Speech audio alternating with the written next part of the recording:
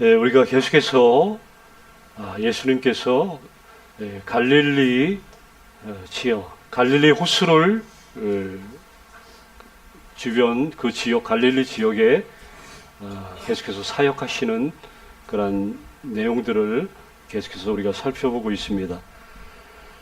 주로 갈릴리 서쪽 지역에서 이렇게 머무시면서 이렇게 사역을 하셨던 예수님께서 이제 갈릴리 호수 건너편, 지금으로 말하면 요르단 쪽이죠. 요르단 쪽 건너편 지역에 지난주에 우리가 살펴봤듯이 배를 타고 또 풍랑을 헤치면서 그 지역에 도착하셨습니다. 갈릴리 바다의 그 동쪽, 요단강 그 동편 지역, 지난주에도 잠깐 설명드렸지만 데가볼리 지역, 데카폴리스라고 해서 10개의 도시, 유대인들보다 이방인들이 훨씬 많이 거주하는 헬라적인 사고방식과 문화가 지배적인 그 지역.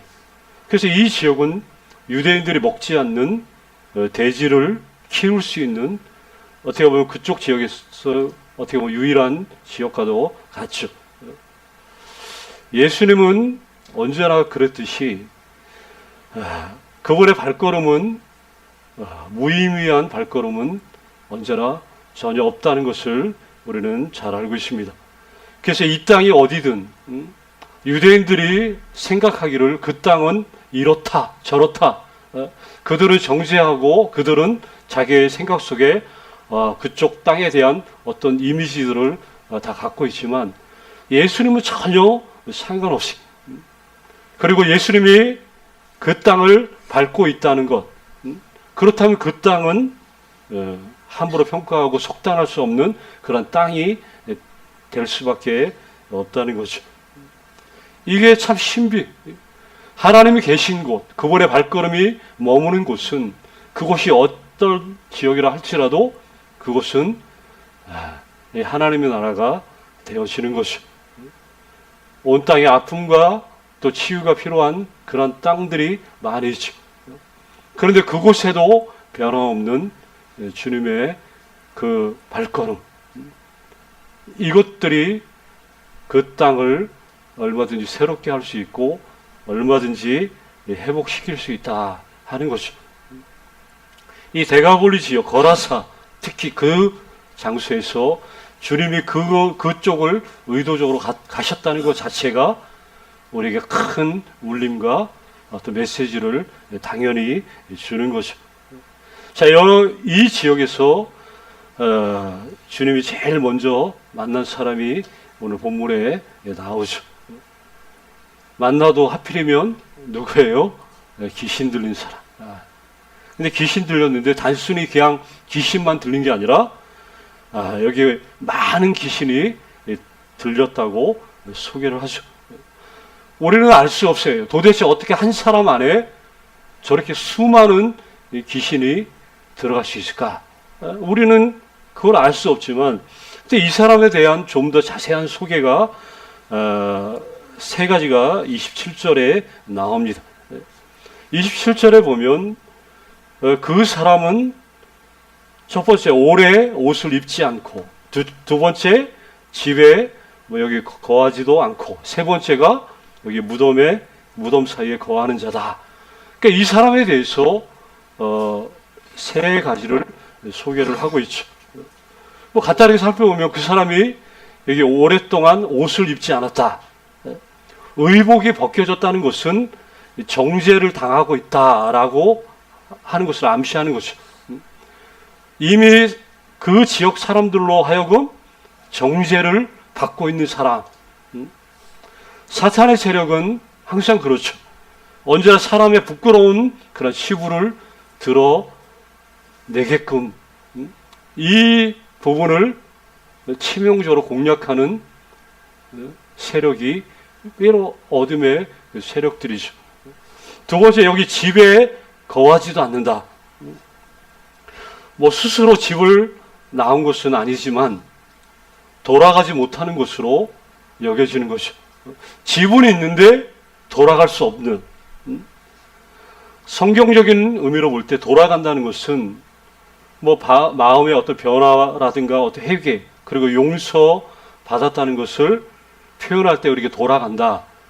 이런 식으로 의미를 부여하는데 여기 집에 거하지도 않는다. 돌아갈 수 없다. 그 자체가 이 사람의 그 비극을 말해주는 것이죠. 돌아갈 수만 있다면 그러나 돌아갈 수 없는 상황 이게 비극이 아니고 뭐가 되겠냐 하는 것이죠. 그리고 또 하나는 여기 무덤 사이에 거한다. 유대인의 그 정결법에 의하면 이 죽음, 사체를 뭐 의도하지 않았던 만진 자들은 7일 동안 부정한 자로 여겨져요. 자, 근데 여기 지금 귀신 들린 자는 죽음을 그 만진 것보다 더한 아예 무덤에 항상 거하는 사람으로 여기 설명이 되고 있다는 거죠. 집이 아니라 여기 무덤 사이에 거주한다는 것. 그러면 이 사람은 말 그대로 그냥 자체가 부정덩어리가 된 거예요. 유대인 공동체에는 절대로 함께할 수 없는 정말 쳐다도 볼 수 없는 그러한 존재로 여겨질 수밖에 없는 이런 사람이죠. 이런 사람을 주님이 그 땅에서 제일 먼저 만나셨다 하는 거죠. 이렇게 귀신 들린 자가 만났는데 여기 뭐 쇠사슬 그리고 고랑에 뭐 매이고 채이고 누구도 인격적으로 그 사람을 인격이 있는 존재로 생각하지 않는 근데 그 사람을 지금 예수님이 만난 거예요. 자, 예수님 당시에 우리가 잘 알듯이 예수님 당시는 그 로마가 그 이스라엘 그 팔레스타인 지역 전역을 지중해 연안을 다 지배했죠. 자, 지중해 연안을 다 정복한 그 이 로마는 어떤 일시적인 평화를 누리는데 이게 일명 우리 팍스 로마나라고 해서 이 로마의 평화 이게 그 평화 상태가 유지된 거예요. 그런데 로마가 다스리고 로마가 가져온 평화는 뭐에 의한 평화예요? 이 무력에 의한 평화였죠. 엄청난 그 군사력을 동원해서 그냥 소요가 있고 분쟁이 있는 곳은 무자비하게 그냥 짓밟아 버려요. 그러니까 평화 없는 곳에 그냥 무력으로 진압해서 의도적인 평화를 상태를 만든 거죠. 그러다 보면 이 평화는 진짜 평화가 될 수가 없죠. 왜냐하면 이 평화를 만들기 위해서 누군가가 수많은 사람들이 어쩔 수 없이 희생이 될 수밖에 없는 그러한 평화죠. 그러니까 말 그대로 폭력에 의한 평화예요. 폭력에 의한 평화. 더 많은 평화를 얻기 위해 더 많은 사람들의 평화를 짓밟아 이루어낸 이 로마의 이 평화. 조금이라도 거스르면 무거운 여기 쇠사슬과 고랑으로 채워서 쟁취하는. 근데 이게 로마의 평화가 지금 이 사람의 상태랑 별반 다를 게 지금 없다는 거죠. 이 사람도 정말 마찬가지. 도시의 사람들, 그 지역 사람들은 이 사람을 통제하고 억압하기 위해서 쇠사슬과 고랑으로 채워 묶어놓은 거예요. 자기들의 평화를 위해서 이 사람의 뭘 뺏은 거예요? 이 사람의 평화를 지금 빼앗은 상태라고 보면 되죠. 자, 여러 가지 아까도 말했듯이 이 사람에 대해서 설명할 수 있지만 또 그런 의미에서 보면 이 사람은 진정한 평안이 없는 말 그대로 평안을 잃어버린 사람이다라고도 우리가 말할 수 없죠. 예수님이 이런 사람들을 의도적으로 자주 만나시. 요한복음 14장 27절의 말씀처럼 세상이 주는 것과 같지 않은 평화를 그분은 주시기 때문에 그렇다는 거죠. 자, 여기 귀신 들린 사람들이 예수님을 만나자마자 근데 부르짖기를 뭐라고 부르짖냐? 지극히 높으신 하나님의 아들 예수여, 당신과 나와 무슨 상관이 있습니까? 당신께 구하오니 나를 괴롭게 하지 마소서. 이거는 그 사람의 목소리가 아니라 지금 누구 목소리예요? 섬뜩한 이 귀신의 지금 소리죠. 그 안에 거하는 바글바글한 그 수많은 귀신이 한 목소리로 지금 예수님 앞에 지금 떠들어대는 간청이죠. 그 예수님은 뭐 그 귀신에 대해서 예수님이 잘 알고 계신 것처럼 이 귀신들도 예수님이 어떤 분인지 알고 있었어요. 그리고 그분이 여기 오셨다는 것은 하나님 나라가 임했다는 것을 이 귀신들도 아는 거예요. 하나님 나라는 쉽게 말하면 이렇게 빛이라고 보면 돼요. 빛이 오면 어둠은 그냥 뭐 물러가라고 막 이렇게 부탁하지 않아도 저절로 어둠이 물러가는 것처럼 이제 자기들이 예수님이 빛이신 그분이 오시니까 이제 자기들의 어떤 존재 여부가 이제 이게 큰일 났다는 것을 당연히 직감적으로 알아차린 것이죠. 여기서 간청을 한 것, 큰 소리로 섬뜩한 음성으로 주 앞에 부르짖게 된 거죠. 이게 발버둥 친 거죠. 그러나 주님이 오셨다는 것은 그런 어떤 것도 용납되지 않고 허락되지 않는다 하는 것을 또 말해주고 있어요. 지금까지 이 귀신들이 사람을 지배하고 괴롭혔지만 이제 진정한 통치자가 오셨다. 자, 그래서 예수님이 더러운 귀신에게 나오라고 명한 후에 25절 이후에 보면 30절에 뭐라고 하냐 물어보시죠. 너의 이름이 뭐냐? 이름을 묻는다는 것은 이게 유대 문화에서 굉장히 중요한 의미를 가지고 있어요. 질문하는 자가 질문을 받은 자를 다스릴 수 있는 어떤 권위가 있다는 것을 나타내는 거예요. 그 존재를 다스릴 수 있는 그 권위. 그래서 물어보는 거예요. 네 이름이 뭐냐? 그 예수님이 그 이름 듣고 싶어서 그 이름 새기려고 물어본 게 아니죠. 권위로 그를 지배해버리는 거죠. 그리고 질문을 받은 자가 질문을 하는 자에게 이름을 대답했다는 것 자체가 그 권위에 지금 굴복하고 있다는 것을 뜻하죠. 그래서 권위가 있는 분에게 지금 그 분께서 네 이름이 뭐냐 하니까 그 귀신은 그냥 대답할 수밖에 없는 거예요. 대답해야만 했다는 거죠. 그 권위가 있기 때문에. 근데 이 귀신이 너무나 많아가지고 아무개라고 하나 그 이름을 댈 수 없고 여기 뭐라고 하냐면 군대라고 얘기하잖아요. 이 레기온이라고 해가지고 로마의 그 사단 군단을 말해주는 그런 의미로 얘기하는 거예요. 큰 부대, 대규모 이 부대. 이게 이름이 뭐냐니까 군대라고 이렇게 얘기를 하는 거예요. 누군가의 평강을 억압해서 자기들의 평화를 이렇게 가져오기 위한. 그래서 그걸 이제 말 그대로 무력으로 짓밟기 위해서 구성된 그 로마 군대 그거를 똑같이 이렇게 연상케 해주는 그런 부분들이죠. 자, 이름이 무엇인지에 대한 답변. 이게 귀신의 정체라는 거죠. 자급해진 귀신이 계속해서 말씀 보면 청원해요. 무적행으로 31절에 들어가라 하지 마시기를 간구하더니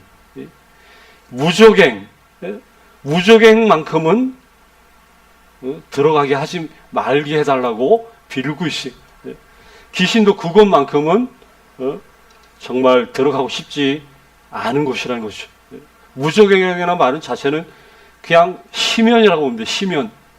끝이 없는, 바닥이 없는 심연.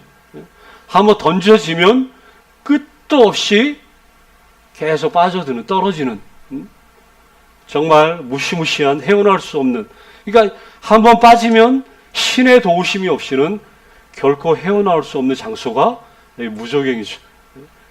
끝없이 빠지면 추락하게 되어 있는 그 장소. 그러니 거기에만큼은 제발 그러면서 차라리 돼지떼들에게 들어가게 해달라고 이렇게 간청하죠. 이 간청을 하는 귀신들이 이 간청을 보더라도 자기들이 얼마나 더러운 존재인지를 스스로 이렇게 증명해 보이고 있다는 거예요. 자, 이 지역 아까도 말했듯이 유대인들이 부정한 동물로 여겨서 금하고 있는 이 먹지 못하는 이 돼지를 많이 키울 수 있는 장소가 그 지역이죠. 근데 이 돼지 사육이 하필이면 또 그 지역의 어떤 경제를 움직이는 또 중요한 일로 여겨졌던 그러한 지역이. 근데 마침 산 언덕에 우리 잘 알듯이 돼지 떼들이 있는 것을 보고 귀신이 간청했고 주님이 허락해요. 그러니까 우리가 어떤 일이 일어나는지 알죠. 돼지 떼에 들어가서 그걸 또 그 안에서 못 견딘 이것들이 그 바다로 비탈 내리 달려서 떼죽음을 당하는 이런 몰락의 길을 걷는 것을 보는 것입니다. 이게 얼마나 더러운 존재들인지 이것들을 그대로 보여줘요. 자, 문제는 이게 중요한 게 아니죠. 이제 귀신이 떠나간 후에 이 사람의 이야기가 사실 오늘 말씀의 진짜 이야기죠. 귀신이 떠나고 이 사람의 회복. 그런데 공교롭게도 마을 사람들은 이 사건이 그들에게 불편한 그 반응을 이렇게 일으키게 된 원인이 됐다는 것이죠. 뭐 이 사람 때문에 이 사람의 회복은 중요한 게 아니에요. 이 사람들에게는 이 사람 때문에 자기들의 마을의 그 중요한 자산인 이 돼지 떼들이 이제 사라져 버린 것. 이게 마음이 너무 이게 불편해. 불편한 정도가 아니라 분노에 찰 정도로 열이 받은 거죠. 예수님께 마을을 떠나달라고 혹시 더 계셨다간 더 큰 피해가 재산적인 피해가 있을지 걱정이 됐던지 어쨌든 떠나달라고 얘기해. 자, 이게 재미난 거죠. 떠나달라. 나와 뭔 상관이 있냐라는 말이나 떠나달라는 말이나 그게 그거 아니겠어요? 아까 귀신들이 나와 뭔 상관이냐 이 얘기 예수님 앞에 했던 거 지금 마을 사람들이 이렇게 떠나달라고 얘기해요. 자기들을 괴롭히지 말라고 했던 이 귀신의 소리나 이 사람들의 소리나 뭐가 다르겠냐 하는 거죠. 그러니까 귀신들의 음성과 너무나 흡사한 반응을 지금 이 사람들이 보이고 있는 거죠. 자, 이 사람들은 그런 모습이 그리고 더 이상 언급되지도 않아요. 자, 근데 이 사람 귀신이 떠나가고 이제 온전한 상태가 된 이 사람 떠나가려고 하는 예수님을 붙잡고 자기도 예수님과 함께 하기를 원한다고 간구하죠. 예수님이 가시는 곳에 자기도 가겠다고.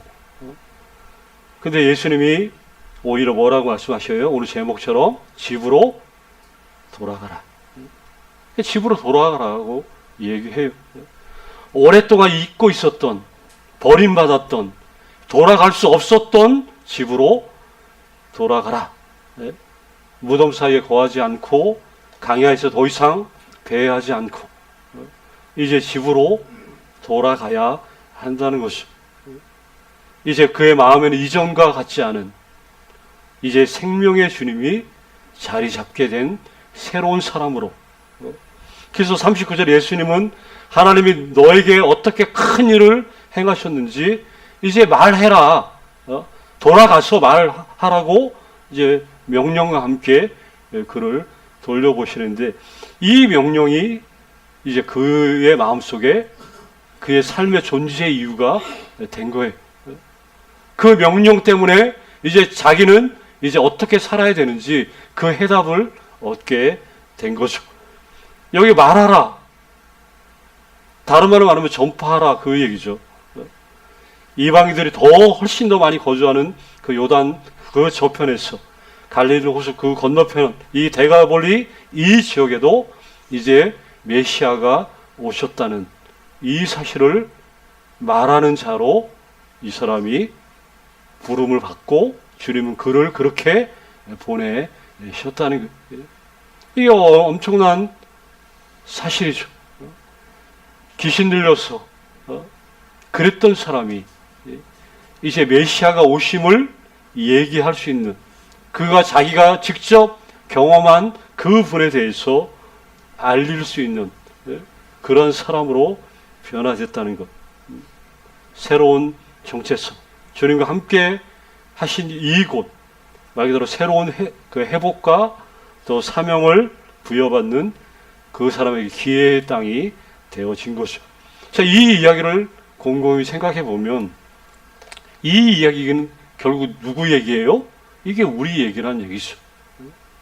우리가 주님을 알기 전에, 내가 주님을 알기 전에 그가 먼저 나를 아셨고, 내가 주님을 사랑하기 전에 그가 먼저 나를 사랑하신 그분.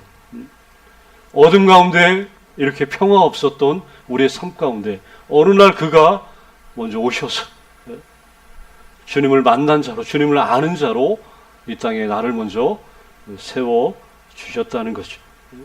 그래서 우리가 사는 동안에 우리의 삶의 여정 가운데, 우리의 삶의 모든 우리의 현장 가운데 이분이 이제 나의 가는 길을 아시고 또 나와 이제 동행하는 그 사실들을 우리는 알기 때문에, 그래서 내가 이 사실을 알고 살아가는 나의 모든 그 삶의 자리는 거룩하고 복된 자리가 된다는 거예요.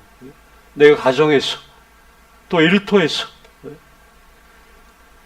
우리가 하는 모든 일들은 주님을 섬기는 이 거룩한 성직이 된다 하는 것이죠. 우리 장로교, 특히 우리 개혁주의 이 신앙 사고방식은 어느 특별한 일만이 성직이라고 하지 않아요. 예전에는 뭐 이렇게 우리 목회자들을 흔히 성직자라고 얘기를 하는데, 목회자만이 성직자가 아니에요. 주의 일을 하는 모든 사람들이, 또 일터에서 내가 직접적으로 주님 얘기 안 해도 내가 믿음을 가지고 사는 그 삶 자체가 뭐예요? 성직이라고 우리는 얘기를 해주고 있어요. 이게 얼마나 이게 복되고 영광스러운 일이 되었는지. 집에서 설거지를 하는 거, 이게 성직이 되고, 또 내가 일하는 그 날마다 반복돼서 하는 그 일이 성직이 된다는 것, 성직으로 그분이 여겨주신다는 것, 이게 얼마나 복되고 엄청난 우리의 삶의 변화가 주어진 건지. 그래서 우리는 이웃들을 인해서 그렇게 부름을 받고 보냈다는 사실 때문에 이 정말 하루하루 날마다 우리에게 주어진 삶의 그 복됨을 발견하고 고백하고 노래할 수 있는 사람이 돼야 된다는 거죠. 그리고 참된 평안을 잃어버린 사람들에게 주님의 사랑으로 그 잃어버린 평안을 가져다 줄 수 있는 이런 사람들은 말 그대로 주의 백성들 외에는 결코 없다는 것이죠. 그래서 이런 의미에서 누군가 그랬죠. 교회는 세상의 유일한 뭐라고요? 희망이라고 얘기하잖아요. 이거는 평생 교회의 슬로건이, 사실 매년 이렇게 막 교회 표어도 필요 없어요. 교회는 세상의 유일한 희망입니다. 이게 평생의 교회의 사실은 문구가 되고 그 표어가 돼야 되는 거예요. 왜냐, 교회가 아니면 세상은 참된 평화를 그 누구도 찾을 수 없기 때문에 그렇다는 거죠. 이 진리는 변함없이 계속될 거예요. 그리고 우리는 그렇게 존재하고요 있다는 것도 우리가 잘 기억한다면, 그래서 믿음의 갈 길을 다 갈 수 있는 우리 한 분 한 분이 되신다는 것, 이게 얼마나 엄청난 일인지, 내 옆에 계신 분들이 이렇게 어마어마한 분들이라는 것을 또 인식할 수 있고, 그래서 그것 때문에 또 더 큰 믿음의 그 길들을 우리가 바라볼 수 있게 된다는 것이죠. 오늘 이런 은총이 우리 한 분 한 분에게 평생 가득 넘치시기를 간절히 주의 이름으로 축원합니다.